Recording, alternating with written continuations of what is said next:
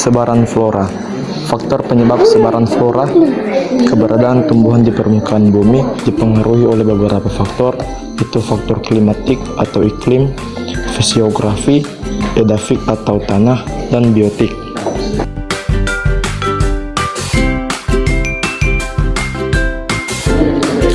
Satu, faktor iklim. Faktor iklim yang memengaruhi persebaran flora dan fauna meliputi cahaya matahari, suhu, curah hujan, angin, dan kelembapan. Iklim juga dapat dijadikan patokan dasar dalam menemukan perbedaan jenis vegetasi. Yang kedua, faktor fisiografi. Bentuk permukaan bumi yang beragam menghambat penyebaran tumbuhan. Selain itu, kemiringan lereng juga dapat memengaruhi tumbuh kembang tanaman. Lereng yang membelakangi sinar matahari pertumbuhannya akan terhambat dibandingkan dengan kondisi sebaliknya.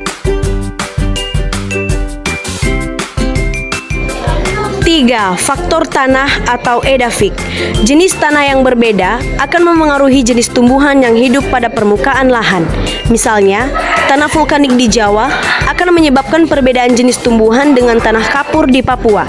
Selain itu, faktor tanah seperti struktur, komposisi kimia, kelembapan tanah juga memengaruhi jenis tumbuhan.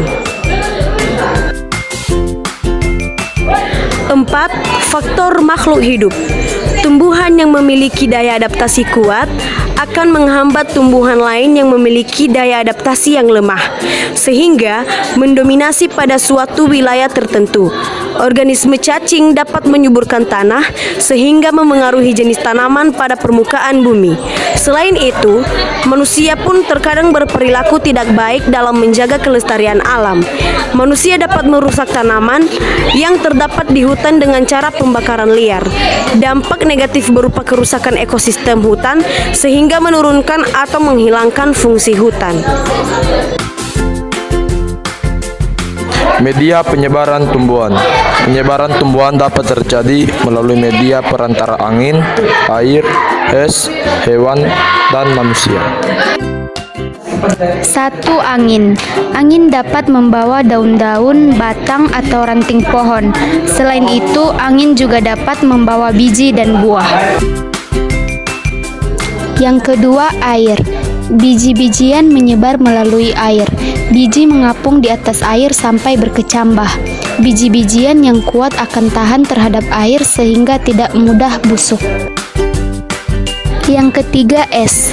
Penyebaran ini terjadi jika biji atau tumbuhan terperangkap dalam es terbawa ratusan mil, sampai es mencair di daerah lain. Yang keempat, hewan. Penyebaran tumbuhan melalui hewan ini terdiri atas dua jenis, yaitu eksternal dan internal. Eksternal yaitu dengan cara menempel pada bulu atau tubuh hewan yang disebut pengangkutan ektozoik. Internal yaitu dengan cara memakan biji yang disebut endozoik. Yang kelima, manusia. Penyebaran ini termasuk paling efektif karena dapat memindahkan tumbuhan dengan sangat cepat dan dalam jarak yang sangat jauh, bahkan dapat melewati lautan. Faktor sebaran fauna. Ada beberapa faktor yang menyebabkan terjadinya penyebaran fauna, yaitu faktor abiotik dan faktor biotik. Faktor abiotik. Faktor abiotik merupakan faktor benda mati seperti iklim yang meliputi cuaca, suhu, dan kelembapan, relief permukaan bumi, dan kondisi tanah. Sedangkan faktor biotik adalah faktor makhluk hidup, dalam hal ini yang paling dominan adalah manusia. Sarana yang digunakan sebagai media dalam persebaran fauna adalah udara, air, lahan, dan pengangkutan manusia, baik secara langsung atau tidak.